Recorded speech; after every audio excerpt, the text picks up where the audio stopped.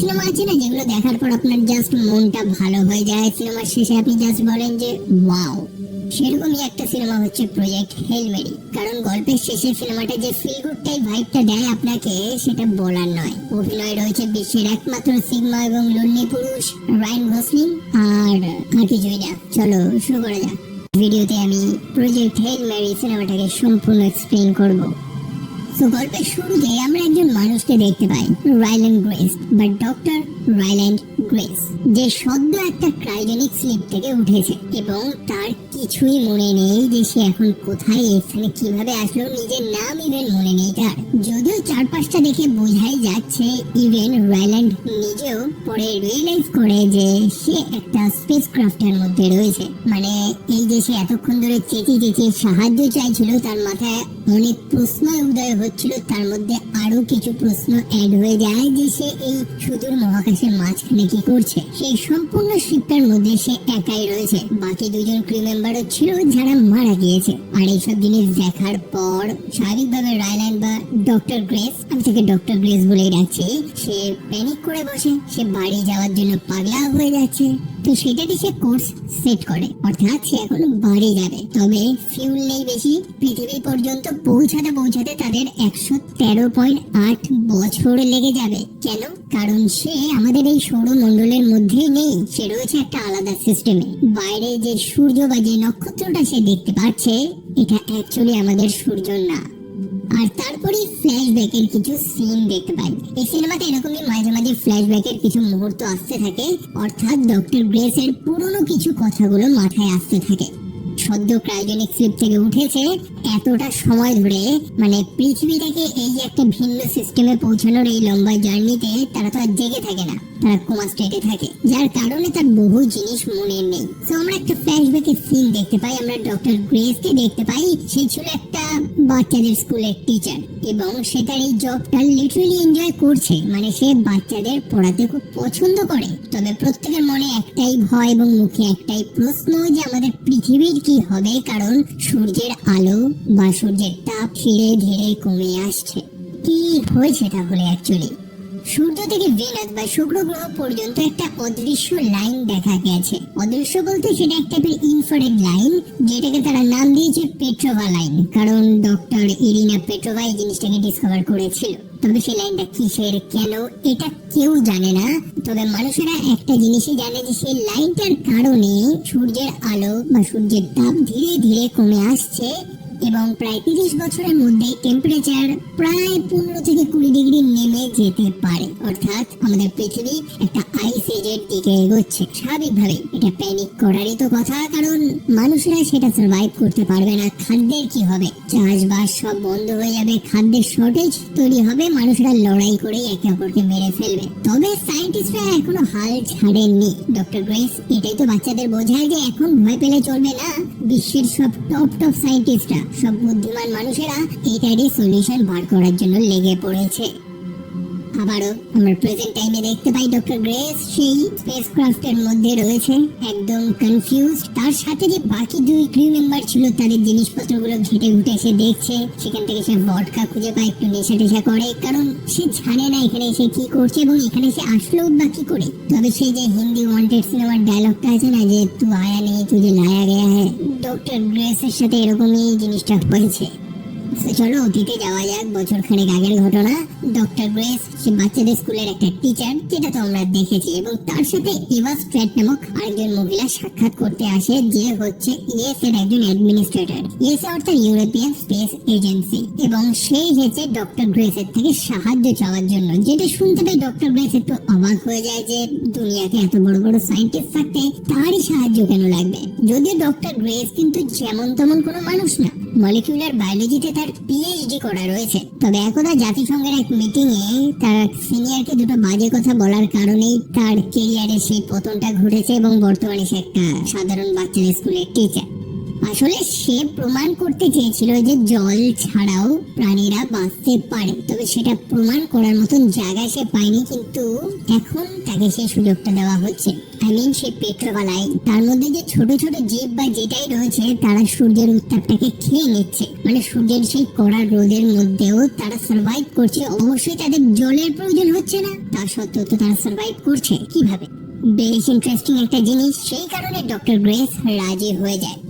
তো কিছুদিন আগে সায়েন্টিস্টরা একটা ছোট রকেট বা একটা প্রোব, যেটার নাম হচ্ছে আর্কলাইট, সেটা পাঠিয়েছিল সেই পেট্রোবালাইনে সেটা স্যাম্পেল আনার জন্য, যে আসলে জিনিসটা কি। তো সেটা চলে এসেছে স্যাম্পেল নিয়ে, এবং ডক্টর গ্রেসকে সুযোগ দেওয়া হয়েছে সেটাকে এক্সামিন করার জন্য। এবং এক্সামিন করে সে রিয়েলাইজ করে যে সেগুলো বেসিক্যালি এলিয়েন, একটা সিঙ্গেল সেল অর্গানিজম যারা কার্বন, হাইড্রোজেন, অক্সিজেন দিয়ে তৈরি। এখন এটা দেখতে পেয়ে ডক্টর গ্রেস একটু খেপে যায়, কারণ সে ভেবেছিল এই এলিয়েন লাইফ ফর্ম গুলোর হয়তো জল প্রয়োজন নেই, কিন্তু তাদের মধ্যে জলের সব এলিমেন্টই তো রয়েছে।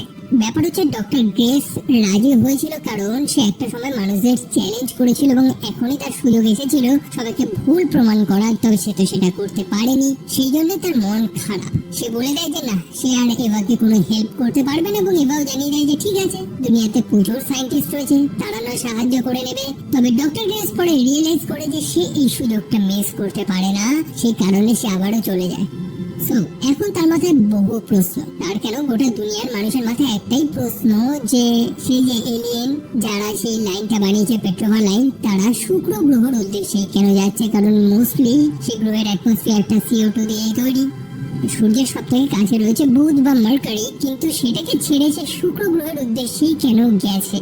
ডক্টর গ্রেস পরে রিয়েলাইজ করে যে এই এলিয়েন লাইফ ফর্মটার বেঁচে থাকার জন্য CO2 প্রয়োজন। সেই কারণে তারা এক টাইপের বক্স বানায়, যেখানে লাইট টাইট বন্ধ করে শুক্র গ্রহের মতন এক টাইপের ছোট এনভায়রনমেন্ট ক্রিয়েট করে। এবং তাদের কাছে যে সেই এলিয়েন স্যাম্পল গুলো রয়েছে, যেগুলোর নাম তারা দিয়েছে অ্যাস্ট্রোফেজেস, সেগুলোর এক্সপেরিমেন্ট করা শুরু করে, দেখার চেষ্টা করে যে তারা কিভাবে রিঅ্যাক্ট করছে। তো তারা সেখানে একটা টোটাল ডার্কনেস ক্রিয়েট করে, অন্ধকার ক্রিয়েট করে, কারণ সেই অ্যাস্ট্রোফেজেস গুলো লাইটের দিকে অ্যাট্রাক্ট হয়। মানে যেখানে আলো রয়েছে, যেখানে উত্তাপ রয়েছে, সেখানে তারা অ্যাক্টিভ। সেই কারণেই তাদের অন্ধকার করতে হবে, যাতে সেই অ্যাস্ট্রোফেজেস গুলো স্টেবল থাকে, যাতে সেগুলোর উপরে এক্সপেরিমেন্ট করা যায়। এবং তারা লক্ষ্য করে যে সেই অ্যাস্ট্রোফেজেস গুলো যে স্টেবল না, বরং তারা ব্রিডও করেছে। মোটমাট 3টে স্যাম্পল ছিল তাদের কাছে, সেখান থেকে 4টে হয়ে গেছে।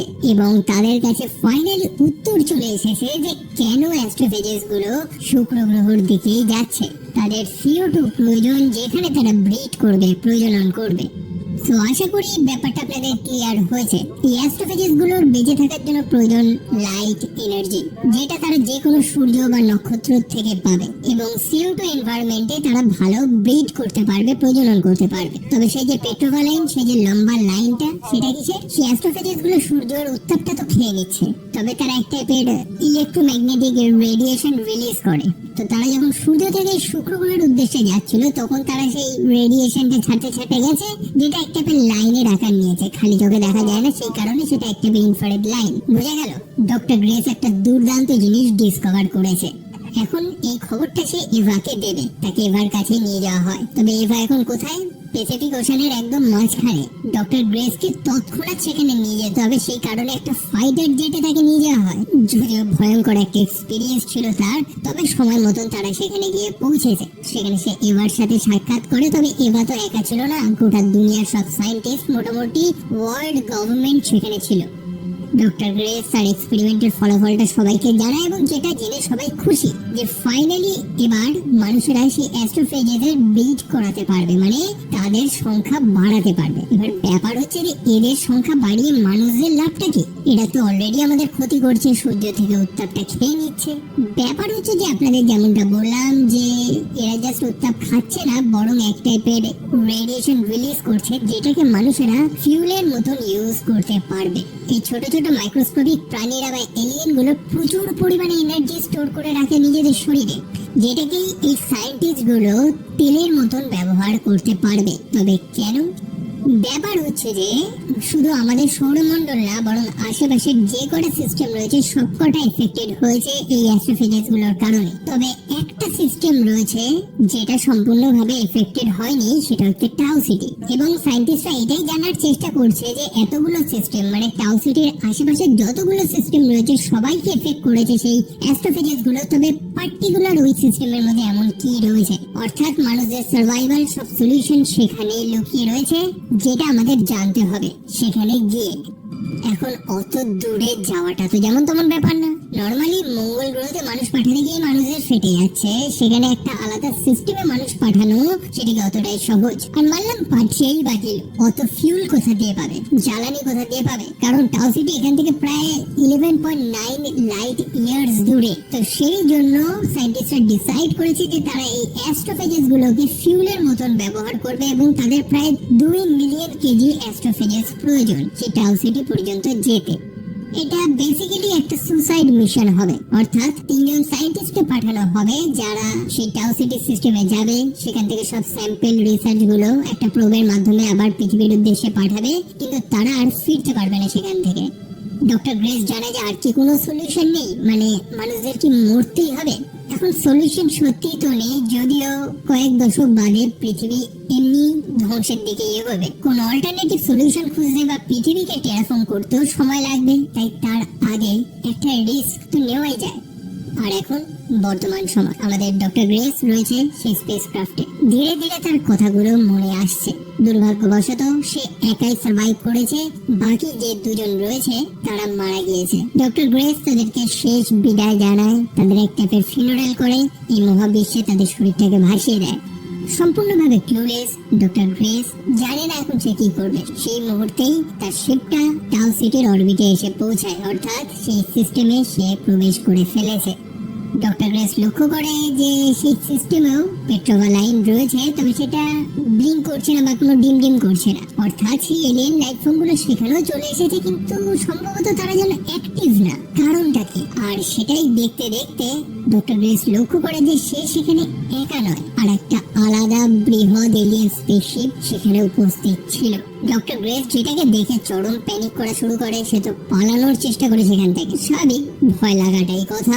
এমনকি কিছুক্ষণ বাদে সে এটা লক্ষ্য করে যে সেই এলিয়েন স্পেসশিপ থেকে এক টাইপের জিনিস ডক্টর গ্রেসের দিকে ছোড়া হয় এবং সে ভেবেছে এলিয়েন গুলো হয়তো অ্যাটাক করা শুরু করেছে। যদিও পরে সে রিয়েলাইজ করে যে তারা কোনো বার্তা পাঠানোর চেষ্টা করছে একটা ছোট ক্যাপসুলের মাধ্যমে। সেই কারণে ডক্টর গ্রেস কোনো মতে স্পেস ওয়াক করে সেই মেসেজ বা সেই স্যাম্পলটা কালেক্ট করে। এই সম্পূর্ণ জার্নিতে আমরা ডক্টর গ্রেসের একটা বড় স্ট্রাগল লক্ষ্য করতে পারি, কারণ না সে কোনো ইঞ্জিনিয়ার, না সে পাইলট, অর্থাৎ এই বৃহৎ স্পেসক্রাফটটাকে কিভাবে অপারেট করতে হবে, এই স্পেস ওয়াক করা এইসবের কোনো এক্সপিরিয়েন্স নেই। সেই কারণে কিছু সমস্যা তাকে পড়তে হচ্ছে। যাই হোক, সেই স্যাম্পলটা সে ফাইনালি নিয়ে নিয়েছে, তবে সেটাকে ওপেন সে করতে পারছে না, সেটাকে ভাঙার চেষ্টা করছে, খোলার চেষ্টা করছে, সে বুঝতেই পারছে না সেই জিনিসটা কি। একই সাথে সেই যে ক্যাপসুলটা রয়েছে সেটা জেনন নামক একটা ম্যাটেরিয়াল দিয়ে তৈরি, কিন্তু জেনন ইউজুয়ালি লিকুইড ফর্মে হয়, তবে সেটা সলিড ফর্মে রয়েছে, যেটা দেখে ডক্টর গ্রেস আরো অবাক হয়ে যাচ্ছে।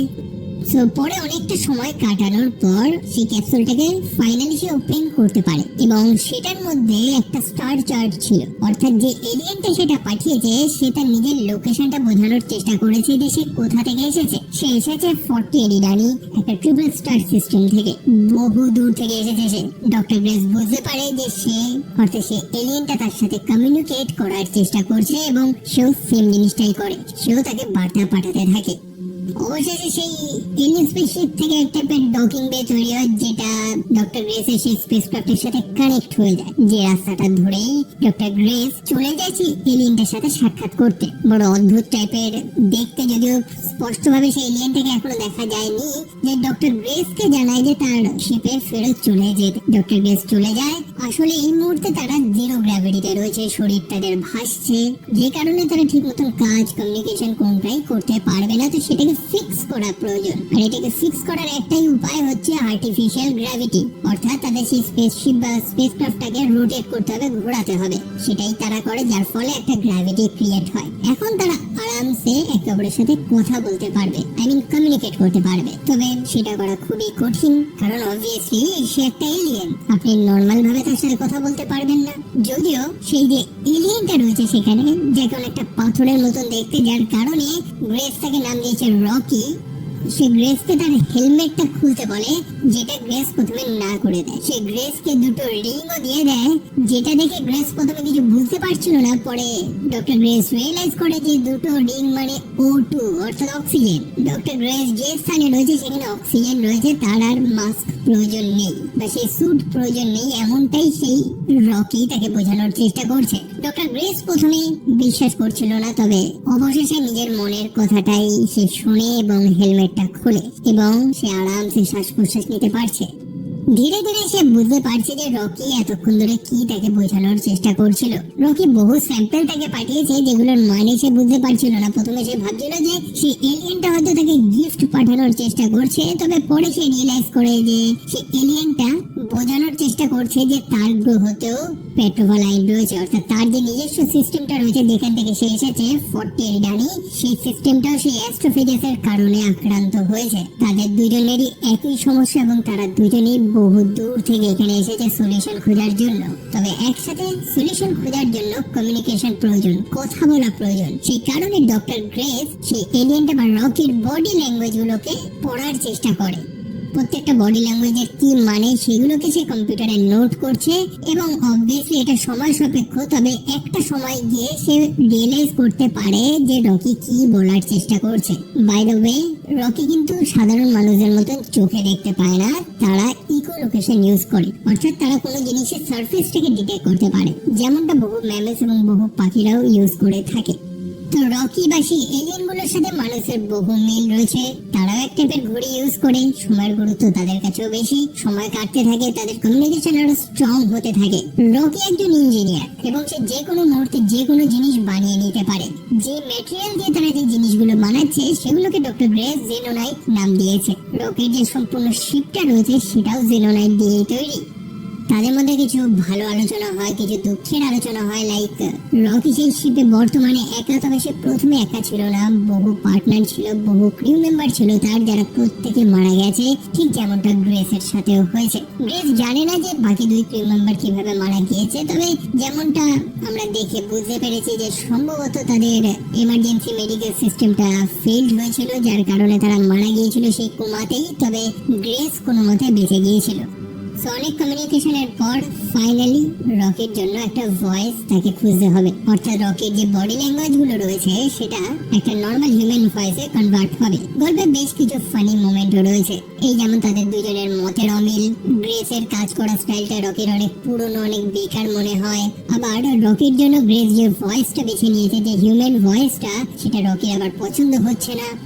যাই হোক, গ্রেস খুবই টায়ার্ড, সে এখন ঘুমাতে যাবে, তবে রকি খুবই কনসার্ন তাকে ঘুমাতে দেবে না, কারণ রকি তার শিপে তার বন্ধুদের, তার ক্রিউদের ঘুমাতে দেখেছে, কিন্তু তারা আর ওঠেনি ঘুম থেকে। সেই কারণে রকি চায় যে গ্রেস তার সামনেই ঘুমাক, রকি পাহারা দেবে। সে গ্রেসকে নিয়ে একটু চিন্তিত। রকি এটাও জানিয়েছিল যে বহু সময় ধরে সে একা রয়েছে এবং ফাইনালি সে গ্রেসকে পেয়ে বা আরেকটা প্রাণীকে পেয়ে সে খুবই হ্যাপি। সো রকির বহুবার রিকোয়েস্টে গ্রেস রাজি হয়ে যায় এবং সেখানেই গ্রেস ঘুমিয়ে পড়ে। চলো আবার পাস্টে যাওয়া যাক। ডক্টর গ্রেস এবং বাকি সব সায়েন্টিস্টরা তারা একটা এয়ারক্রাফট ক্যারিয়ারের মধ্যে ছিল, সমুদ্রের মাঝখানে, কারণ তারা যে ভয়ঙ্কর এক্সপেরিমেন্টটা করছিল সেটা ব্যর্থ হলে যাতে অন্য কোনো মানুষের ক্ষতি না হয়। যেমনটা বললাম যে সেই অ্যাস্ট্রোফেজেস গুলো, সেগুলোকে ফিউলের মতন, জ্বালানির মতন ব্যবহার করার প্ল্যান চলছে এবং আমরা দেখতে পাই যে 1 গ্রামের থেকেও কম অ্যাস্ট্রোফেজেস কি ভয়ঙ্কর পরিমাণে তাপ জেনারেট করতে পারে। লিটারালি সেগুলো একটা মেটাল বক্সকে গলিয়ে দেয়। তো প্রায় 2 মিলিয়ন কেজি অ্যাস্ট্রোফেজেসকে হ্যান্ডেল করাটা অতটা সহজ না।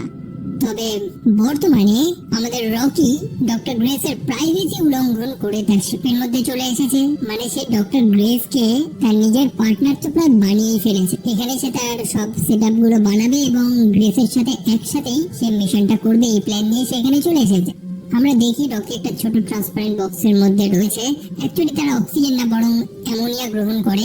মোটমাট হাই প্রেসার এবং হাই টেম্পারেচার পরিবেশেই তারা সার্ভাইভ করে, এমন একটা গ্রহ থেকেই তারা এসেছে। তো স্বাভাবিকভাবে এই পরিবেশ এবং অক্সিজেন তারা গ্রহণ করতে পারবে না। একই সাথে রকি এক্সপ্লেনও করে যে কিভাবে তার ক্রু মেম্বাররা মারা গিয়েছে। অ্যাকচুয়ালি রকি প্রথমে বুঝে উঠতে পারছিল না, সে কনফিউজ ছিল, কারণ তারা এই রিলেটিভিটি এবং রেডিয়েশন এইসব ব্যাপারে তাদের কোনো নলেজ নেই। তবে ডক্টর গ্রেস বুঝতে পারে যে সম্ভবত রেডিয়েশনের কারণেই রকির সব ক্রু মেম্বাররা মারা গিয়েছিল। তবে যেহেতু রকি সেই মুহূর্তে ফিউল ট্যাঙ্কের পাশেই ছিল এবং রকির শিপেও সেই অ্যাস্ট্রোফেজেস গুলো রয়েছে ফিউল হিসেবে, তো তারা সেই রেডিয়েশন গুলো খেয়ে নিয়েছে বলেই রকি বেঁচে গিয়েছিল। যাই হোক, এখন তাদের স্যাম্পেল জোগাড় করতে হবে যে এই স্থানের অ্যাস্ট্রোফেজেস গুলো অ্যাক্টিভ না কেন। তাদেরকে স্যাম্পেল জোগাড় করার জন্য সেই গ্রহর অরবিটে নামতে হবে যেখানে সেই অ্যাস্ট্রোফেজেস গুলো ব্রিড করছে, প্রজনন করছে। সময় কাটতে থাকে, গ্রেস এবং রকি একটা ভালো পার্টনারে পরিণত হয়েছে। তাদের আলোচনাটা অনেক পার্সোনাল লেভেলে গিয়ে পৌঁছেছে, যেখানে গ্রেস তার লাভ লাইফ, অন্যদিকে রকিও তার পার্টনারের কথা বলে থাকে। মোটমাট তারা এই মুহূর্তে আর কোনো দুজন আলাদা সায়েন্টিস্ট বা কলিগ না, বরং দুজনের বেস্ট ফ্রেন্ডে পরিণত হয়েছে। মোমেন্টগুলো তারা ভালো মতনই এনজয় করছে, দুটো বেস্ট ফ্রেন্ড যেমনটা এনজয় করে। ডক্টর গ্রেস মনে করতে থাকে সেই শিপে যখন বাকি সায়েন্টিস্ট, বাকি মানুষেরা তাদের প্রিয়জনদের নিয়ে সময় কাটাচ্ছিল, তারা একটা বড় মিশন করছে। সম্পূর্ণ পৃথিবীর ভবিষ্যৎ তাদের হাতে। এখানে হেরে গেলে চলবে না, বিশেষ করে মনোবল হারালে তো চলবেই না। তো বর্তমানে তারা সেই নিকটবর্তী যে প্ল্যানেট রয়েছে, যেটার নাম তারা দিয়েছে অ্যাড্রিয়ান, সেটার অরবিটে নামে। অন্যদিকে ডক্টর গ্রেস স্পেস ওয়াক করতে করতে বাইরে বেরোয় সেই পেট্রোভালাইনের স্যাম্পেলটা কালেক্ট করার জন্য। সে তার ভাইজারটাকে নর্মাল থেকে ইনফ্রারেডে শিফট করে, যাতে সেই সম্পূর্ণ পেট্রোভালাইনটাকে সে অনুভব করতে পারে, সে দেখতে পারে। এবং রিয়েলি এটা বিউটিফুল ছিল। বিউটিফুল এই জন্য না যে এটা ভিজুয়ালি স্ট্যানিং, বিউটিফুল এই কারণে, কারণ এখানে কোনো ভিএফএক্স ইউজ হয়নি। এটা কমপ্লিট ক্যামেরার প্র্যাকটিক্যাল এফেক্ট এখানে ইউজ হয়েছে এই সিনেমাতে। তো অবশেষে স্যাম্পল কালেক্ট করার পর ডক্টর গ্রেস সেটাকে এক্সামিন করে। যদি এখন ডক্টর গ্রেস না, রকিও তো রয়েছে তার সাথে, তারা সেটাকে এক্সামিন করে এবং দেখতে পারে যে সেই অ্যাস্ট্রোফেজেস গুলোর মধ্যেও অন্যান্য কিছু সূক্ষ্ম লাইফ ফর্ম রয়েছে। অর্থাৎ সেই যে পেট্রোভালাইন, যেটা সেই অ্যাস্ট্রোফেজেস গুলোর কারণেই হয়েছে, তবে সেই টাউ সিটিতে যে পেট্রোভালাইনটা রয়েছে সেটার মধ্যে অ্যাস্ট্রোফেজেস বাদেও অন্যান্য কিছু ক্ষুদ্র লাইফ ফর্ম রয়েছে, যেটা সেই এড্রিয়ান নামক প্ল্যানেটটা থেকে এসেছে। তারা ফাইনালি রিয়েলাইজ করে যে সেই এড্রিয়ান নামক গ্রহটাতেও এরকম ক্ষুদ্র কিছু মাইক্রোস্কোপিক জীবন রয়েছে। তবে সেটা শুনতে পেয়ে রকি প্যানিক করে বসে এবং লাফাতে শুরু করে। ডক্টর গ্রেস প্রথমে বুঝতে পারে না, তবে রকি তাকে বোঝায় যে সেই এড্রিয়ান নামক গ্রহটাতে যে লাইফ ফর্ম গুলো রয়েছে সেগুলোর কারণেই অ্যাস্ট্রোফেজ গুলো সেখানে ব্রিড করতে পারছে না, যার কারণেই এই টাউ সিটি সিস্টেমটা এখনো ঠিকঠাক আছে। মানে বুঝলেন তো, সেই গ্রহটাতে যে ক্ষুদ্র প্রাণীগুলো রয়েছে বা ক্ষুদ্র এলিয়েন যেগুলোই রয়েছে, তারা সেই অ্যাস্ট্রোফেজেস গুলোকে শিকার করছে বা সেগুলোকে ধ্বংস করে নিচ্ছে বা খেয়ে নিচ্ছে, যার কারণে সেই অ্যাস্ট্রোফেজেস গুলোর সংখ্যা বাড়ছে না বা তারা ব্রিড করতে পারছে না, আর যার কারণে সেই টাউ সিটি সিস্টেমটা এখনো ঠিক রয়েছে। এবার ব্যাপার হচ্ছে যে তাদের এই নতুন এলিয়েন লাইফ ফর্মের কিছু স্যাম্পল আরো লাগবে এবং সেটা নিতে হলে তাদের সেই গ্রহের বা সেই এড্রিয়ানের অ্যাটমসফিয়ারে যেতে হবে। তবে সেটা খুবই কঠিন। এই শিপ নিয়ে যদি তারা এড্রিয়ানের অ্যাটমসফিয়ারে যায় তাহলে কি সেই গ্রহের গ্র্যাভিটি তাদেরকে টান মারবে, তাদের সম্পূর্ণ শিপটা জ্বলে ধ্বংস হয়ে যাওয়ার চান্স রয়েছে। তাই সেই কারণে তাদের নির্দিষ্ট একটা অ্যালটিটিউড এবং ভেলোসিটি মেনটেন করে চলতে হবে, যেখানে গ্রেসের শরীরটা চেইনের মাধ্যমে বাঁধা থাকবে এবং সে স্পেস ওয়াক করতে করতে নিচে যাবে এবং স্যাম্পল নিয়ে আবার পুনরায় শিপে ফিরে আসবে। মিশনটা খুবই রিস্কি এবং খুবই ট্রিকি হতে চলেছে, কারণ গ্রেসের তেমন পাইলট এক্সপিরিয়েন্সও নেই। মানে স্যাম্পল কালেক্ট করেই কিন্তু তাদের সেই শিপটা নিয়ে আবার উপরে উঠে যেতে হবে, নইলে সেই গ্রহের স্ট্রং গ্র্যাভিটিকে উপেক্ষা করে সেখান থেকে বেরোনোটা খুবই কঠিন। তবে এত রিস্ক নেওয়ার পরে তারপরে ডক্টর গ্রেস কি করবে? এটা তো জাস্ট ওয়ান ওয়ে মিশন ছিল, সে কোনোদিনই ফিরতে পারবে না। যেটা জানতে পেরে রকি একটু আপসেট হয়ে যায়। রকি তাকে জিজ্ঞেস করে যে ডক্টর গ্রেসকে যদি বাড়ি ফিরতে হয় তো তার কতটা ফিউল প্রয়োজন। ডক্টর গ্রেস জানায় যে প্রায় 2 মিলিয়ন কেজি অ্যাস্ট্রোফেজেস প্রয়োজন, যেটা রকি তাকে দিতে পারবে। রকির কাছে যথেষ্ট ফিউল রয়েছে, তবে সেটা করলে রকির হয়তো বাড়ি ফিরতে একটু লেট হয়ে যেতে পারে, 6 বছর আরো লেট হয়ে যাবে, যেটা রকি ম্যানেজ করে নেবে। রকি জানায় যে সে তার বন্ধুদের মরতে দেখেছে, সবাইকে হারিয়েছে সে, কিন্তু ডক্টর গ্রেসকে সে আর হারাতে চায় না। রকি একা বাড়ি ফিরবে না, ডক্টর গ্রেসও বাড়ি ফিরবে।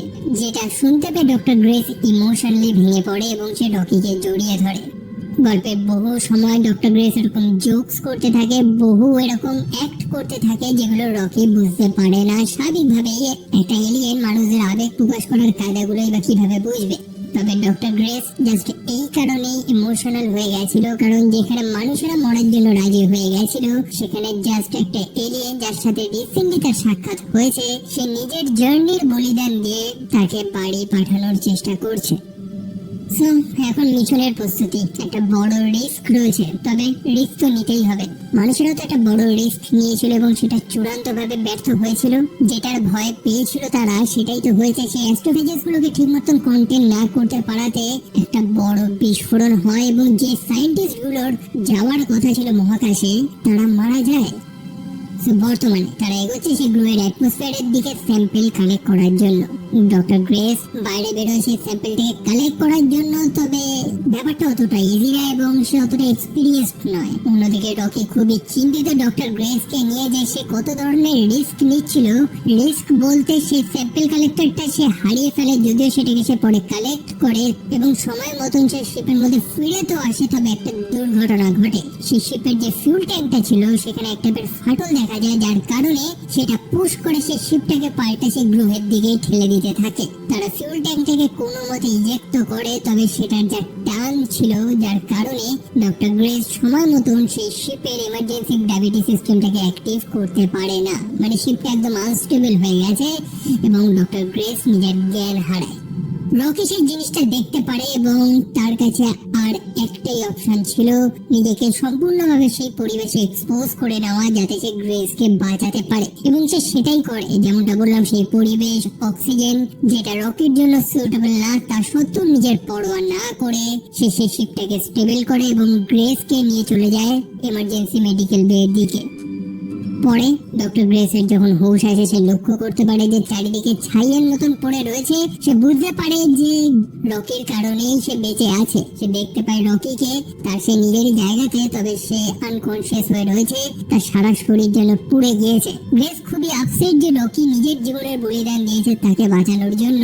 একই সাথে রকি একটা বার্তাও ছেড়ে দিয়ে গেছিল, যেখানে লেখা ছিল সেভ আর্থ সেভ এরিড, অর্থাৎ পৃথিবীকেও বাঁচিও এবং রকির যে নিজস্ব গ্রহ সেটাকেও বাঁচিও। ডক্টর গ্রেস তার এক্সপেরিমেন্ট তারপর শুরু করে এবং সবকটা ফলাফল প্রত্যেকটা জিনিস সে রকিকে বলছে। যদিও রকি আনকনসিয়াস, তা সত্ত্বেও সে রকির পাশ ছাড়েনি। তারা স্যাম্পল তো জোগাড় করে নিয়েছে সেই ভিন্ন একটা লাইফ ফর্ম, যারা সেই অ্যাস্ট্রোফেজেস গুলোকে ধ্বংস করে দিচ্ছে। ডক্টর গ্রেস সেগুলোর নাম দিয়েছে টাউমিবা, অর্থাৎ টাউসিটি এবং অ্যামিবা। তো সেই টাউমিবা গুলো অ্যাস্ট্রোফেজেস গুলোকে তো ধ্বংস করে দিচ্ছে, তবে প্রত্যেকটা আলাদা আলাদা এনভায়রনমেন্টে তারা বাঁচতে পারবে কিনা সেটাও তো জানা প্রয়োজন। তো সেটা পরীক্ষা করার পরেই সে জানতে পারে যে নাইট্রোজেন বেসড যে পরিবেশটা রয়েছে সেখানে আবার এই এলিয়েন গুলো ঠিক মতন সার্ভাইভ করতে পারছে না। সেই কারণে ডক্টর গ্রেস সেই এলিয়েন গুলো বা সেই টাউমিবা গুলোকে আলাদাভাবে ব্রিড করতে থাকে, যে ব্রিডিং ট্যাঙ্ক গুলো রকি তাকে বানিয়ে দিয়েছিল। সেই এলিয়েন গুলোকে তারা নাইট্রোজেন রেজিস্ট্যান্ট বানানোর চেষ্টা করছে, যাতে নাইট্রোজেনেও তারা সার্ভাইভ করতে পারে, এবং সে সফল হয়। সে নাইট্রোজেন রেজিস্ট্যান্ট কিছু টাউমিবা বানিয়ে ফেলেছে, যারা ইজিলি সেই ভেনাস গ্রহের অ্যাটমসফিয়ারে সার্ভাইভ করতে পারবে, অর্থাৎ পৃথিবীকে তারা এবার বাঁচাতে পারবে। বেশ কিছুটা সময় কাটানোর পর রকির হুঁশ চলে এসেছে। রকি প্রথমেই একটাই প্রশ্ন করে যে সে কি সফল হয়েছে। গ্রেস তাকে সুখবরটা জানায়। রকির বানানো সেই ব্রিডিং ট্যাঙ্ক গুলোতেই সে স্যাম্পল গুলো রেখেছে। ফাইনালি তাদের কাছে তাদের গ্রহটাকে বাঁচানোর সলিউশন চলে এসেছে। আর এখন পার্টি করার সময়। তারা দুজনেই গল্প করতে থাকে। সেই শিপের মধ্যে একটা ছোট সিমুলেশন রুম রয়েছে, যেখানে মানুষেরা একটা ছোট্ট পৃথিবীর অনুভূতি নিতে পারে। সেখানে সে রকির সাথে বসে গল্প করতে থাকে। আর এখন বাড়ি যাওয়ার পালা। তবে যাওয়ার আগে গ্রেস একবার রকির শিপটা দেখতে যায়। রকি তার ইচ্ছা পূরণ করে এবং সে রকির শিপটা ভালো মতন খুঁটিয়ে দেখে। আর সত্যি তো এটা একেবারে স্বপ্নের মতনই তো ছিল। সে কোনোদিন কল্পনা করেছিল যে একটা ইন্ডিয়ান স্পেসশিপে একটা এলিয়েনের সাথে সে ঘুরে ঘুরে দেখবে, এবং এই স্বপ্নটা কোনোদিনই পূরণ হতো না যদি না জোর করে ডক্টর গ্রেসকে এই মহাকাশে পাঠানো হতো। তবে জোর করে বলতে যেমনটা দেখেছিলাম যে মিশন ব্যর্থ হয়েছে, বহু সায়েন্টিস্ট মারা গেছে এবং তাদের কাছে এই মুহূর্তে একজনই কোয়ালিফাইড রয়েছে, সেটা হচ্ছে ডক্টর গ্রেস। মানে দুজন তো অলরেডি ছিল, তবে একজন কোয়ালিফাইড প্রয়োজন ছিল, সেটা হচ্ছে ডক্টর গ্রেস। তবে গ্রেস না বলে দেয়, স্বাভাবিকভাবেই তার মনে ভয় রয়েছে। এটা একটা সুসাইড মিশন, কেই বা রাজি হবে। তবে এভা সে আর কোনো ডিলে করতে চায় না, সে আর লেট করতে চায় না। সে ডক্টর গ্রেসের কাছে ক্ষমা চায়। সে জানে যে ডক্টর গ্রেস হয়তো আর কোনোদিন তাকে ক্ষমা করবে না, তবে তাদের কাছে আর কোনো রাস্তা নেই পৃথিবীকে বাঁচানো। একটাই অপশন আছে এবং তাদেরকে নিতে হবে। আর কি, তারা ডক্টর গ্রেসকে সিডেট করে তাকে অজ্ঞান করে প্রায় একটা কোমা স্টেটে পাঠিয়ে দেয়, এবং তার পরের গল্প আমরা জানি। সো বর্তমানে এখন রকিকে বিদায় জানানোর পালা। তারা ফিরছে নিজ নিজের বাসস্থানে। বিদায়টা ইমোশনাল, বিশেষ করে ডক্টর গ্রেসের কাছে। সে কোনোদিনই ভাবতে পারেনি যে রকিকে ছেড়ে সে এতটা দুঃখ পাবে, তবে তাকেও তো ফিরতে হবে। তবে ঘটে যায় একটা দুর্ঘটনা। বাড়ি ফেরার দরুন ডক্টর গ্রেসের সেই শিপের মধ্যে এক টাইপের ইমার্জেন্সি অ্যালার্ট শুরু হয়। সিলিয়ান স্যাম্পল গুলো লিক হয়ে গেছে, যেগুলো নিয়ে ডক্টর গ্রেস বাড়ি ফিরছিল। পরে সে রিয়েলাইজ করতে পারে যে রকি যে কন্টেনার গুলো বানিয়ে দিয়েছিল, যেগুলোর মধ্যে সেই স্যাম্পল গুলো ছিল, সেই কন্টেনার গুলো জেনোনাইট দিয়ে তৈরি, এবং সেই সূক্ষ্ম মাইক্রোস্কোপিক লাইফ ফর্ম গুলো ইজিলি জেনোনাইটের এপার ওপার হতে পারে। অন্যদিকে রকির সম্পূর্ণ শিপটাই তো সেই জেনোনাইট দিয়েই তৈরি। সেই এলিয়েন গুলো ইজিলি শিপের এপার ওপার হয়ে যাবে, তারা অ্যাস্ট্রোফেজেস গুলোর উপরে আক্রমণ করা শুরু করবে এবং তার ফিউল ট্যাঙ্কটা ধ্বংস হয়ে যাবে। বেচারা রকি কিছু বুঝতেও পারবে না এবং সে মারা যাবে। ডক্টর গ্রেসের কাছে এখন একটাই চয়েস, যে সে বাড়ি ফিরবে নাকি রকিকে বাঁচাবে। সে যদি রকিকে বাঁচাতে যায় তাহলে সে আর বাড়ি ফিরতে পারবে না, এবং সে সেইটাই চুজ করে। সে সেই প্রোবগুলোর মাধ্যমে পৃথিবীর উদ্দেশ্যে সেই টাউনিবাগুলো পাঠিয়ে দেয়। অন্যদিকে নিজে চলে যায় রকির সেই শিপের উদ্দেশ্যে রকিকে বাঁচানোর জন্য। অন্যদিকে রকি সে খুবই শকড যে গ্রেস ফিরে এসেছে। রকিকে দেখে গ্রেস খুবই হ্যাপি, কারণ সে বুঝতে পারে যে সেই দুর্ঘটনা এখনো ঘটেনি। সে ফাইনালি রকিকে বাঁচিয়ে দেয়। অন্যদিকে পৃথিবীতে সেই প্রোবগুলো চলে এসেছে। অনেকটা সময়, অনেকটা বছর কেটে গেছে এবং মানুষদের কাছে সেই টাউনিবার স্যাম্পেলও চলে এসেছে। মানুষেরা জেনে গেছে যে কিভাবে সেই অ্যাস্ট্রোফেজেস গুলোকে হারাতে হবে। এবার মুখে আমরা হাসি দেখতে পারি, কারণ সে যেটা চেয়েছিল সেটাই তো হয়েছে। সে ডক্টর গ্রেসের উপরে বিশ্বাস করেছিল যে সেই পারবে এবং সেই পেরেছে। একই সাথে সেটাও হ্যাপি যে ডক্টর গ্রেস ঠিকঠাক আছে। বর্তমানে ডক্টর গ্রেস রকির সেই প্ল্যানেটে রয়েছে।